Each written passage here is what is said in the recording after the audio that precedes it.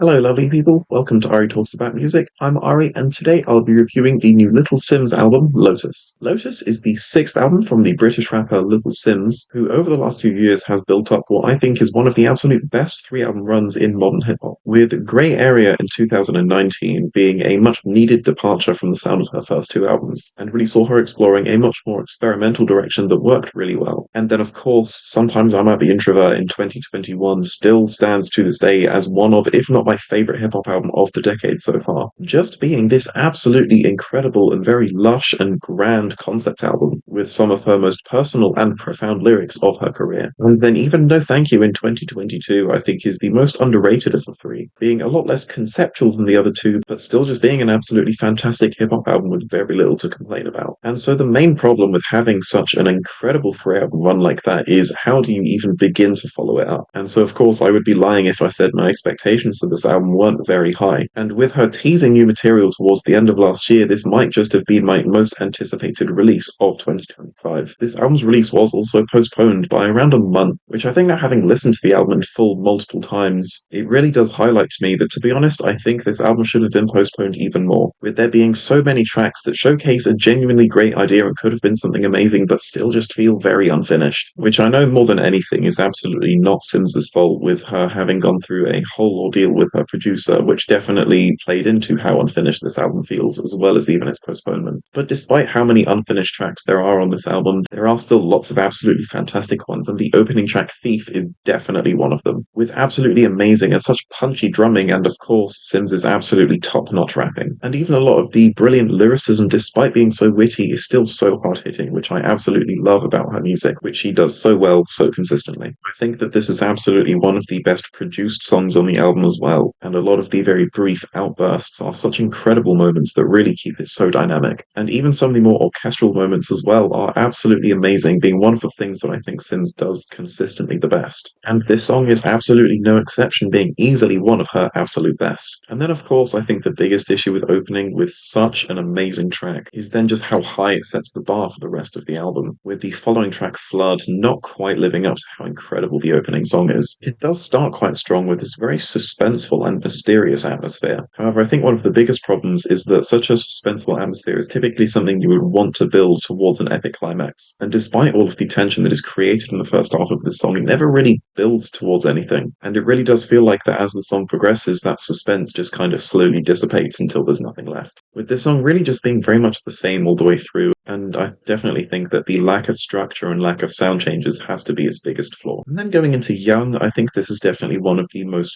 fun and witty tracks on the album. And while sonically this track does provide very little, if you follow along with the lyrics, it's definitely still one of the most enjoyable to listen to, just with how entertaining it can be, with so many of the lyrics just painting this picture of this very idealistic life to live as a young person. Only definitely feels like quite a standard Little Simz track, however does still feel very watered down compared to what she's capable of. I do still love the piano work on this track, I think that's incredible. However, on the whole, I think it's just far too repetitive to really be all that interesting. Free, despite its absolutely fantastic and very optimistic lyrics about love and defeating fear, to me, I think is definitely one of the weakest tracks. Again, just with how repetitive it is, and I think that as well a lot of the background vocals I find to be quite annoying. And in general, I find that this track just suffers from what a lot of the album suffers from, which is just feeling unfinished and there definitely just being something missing. It really does just feel like there is so much room for more stuff to be put onto this track, but it just ends up feeling really plain and quite uninteresting. I think that the mixing on the song Peace really could have done with a lot more work, with the guitar just sounding so harsh and really so much louder than everything else going on in the song. I do love the vocals, that they're so nice and soft, but unfortunately are so hard to focus on when that guitar is just in your face the whole time. And then again, I think the backing vocals are very repetitive and quite monotonous, especially with how they are used for so much more of the song than I really think they should be. Hollow, despite being a very typical sounding Simz track, is definitely still quite unique, being one of the much calmer tracks on the album but still having this absolutely incredible and very lush and orchestral feel, which despite how subtle some of these moments can be, definitely still makes it one of my favourite things about the song. You then have Line, which is a much more upbeat track, with a very Afrobeat leaning sound, and then of course Bong Jaya being featured on this track brings a lot of that to the table. This is easily one of the funkiest and grooviest songs on the album, with it not being all that complex but still just doing an absolutely fantastic job at what it does. And then the much more dance-leaning sound on Enough makes it easily one of the most unique and memorable tracks on the album, being a style of music that Simz has not really explored all that much before, so the fact that she's doing such an incredible job on only her first attempt is absolutely amazing. The bass line is absolutely fantastic, being so groovy, and despite pretty much the whole track being so far removed from the sound of the album and Little Simz' sound in general, somehow it still completely seamlessly fits in, and even with the absolutely massive and very diverse selection of instruments on show as well. The track Blood is just a phone conversation between Little Simz and Wretch32, acting as her brother. It's somewhat of a fun song, and they do also touch on a lot of personal topics. However, this song literally just being a 4.5 minute long phone conversation and does sound very out of place in the context of the album. And I think the tracks like this are generally very difficult to pull off, with there being, I think, far better ways to touch on very personal family topics. The title track starts by building so much suspense during the intro with this absolutely incredible sounding piano and, of course, absolutely brilliant vocals from the one and only Michael Kiwanuka. Simz's vocals on this track are absolutely brilliant, being so passionate and almost angry, which I think is something that the album on the whole does kind of lack. The slow build-up has to be just one of the best moments on the album, and I love the contrast between the two exchanging vocalists, with Simz being so much more aggressive while Michael Kiwanuka is so much softer. And I think that this contrast just keeps every moment on this song so interesting and unique, and of course the instrumentation just making the song only feel even more epic as it continues. I do see what the song Lonely is trying to be, however, coming right off of arguably the best song on the album, I think it completely just falls flat, just sounding so plain and empty, and again just feeling very unfinished. However, despite that, I think lyrically this is easily one of the strongest songs on the album, having themes of really struggling with the creative process of making music, even to the point of wanting to completely quit the whole thing altogether. And then Blue, while having a quite repetitive guitar riff, I think still ends the album really well. The piano is still absolutely one of my favorite features on this track, and I also just love how the very soft vocals manage to deliver such hard-hitting lyrics, which is always a style that I'm going to love. And so I think it's a real shame how unfinished so many of these tracks are, because almost every song, if nothing else, at least delivers a cool idea, but only about half of them really manage to execute it that well, especially with tracks like